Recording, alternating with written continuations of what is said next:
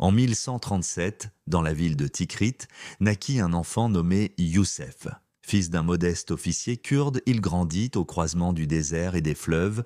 On disait qu'il portait déjà dans le regard la patience des sages et le courage des lions.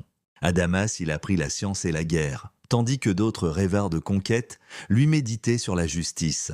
On disait qu'il étudiait les poèmes avant les batailles et priait avant de brandir l'épée. Envoyé en Égypte, il servit le grand vizir avec prudence et sagesse. Mais lorsque les luttes éclatèrent, il sut rallier les cœurs. En quelques mois, le jeune officier devint sultan d'un empire renaissant. En 1187, après des années de guerre, il atteignit Jérusalem.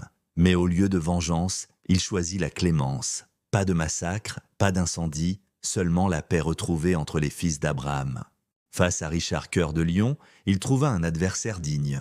Deux hommes séparés par la foi, mais unis par le respect. Ensemble, ils prouvèrent que même au milieu des guerres saintes, l'honneur pouvait survivre. Le conquérant mourut sans trésor ni or. Lui qui avait régné sur des royaumes ne possédait plus qu'une pièce d'argent et un nom immortel. On dit que même les croisés prièrent pour lui. Aujourd'hui encore, dans les ruelles de Damas, son souvenir murmure Saladin, le roi chevalier, celui qui vainquit par la justice et triompha par le cœur,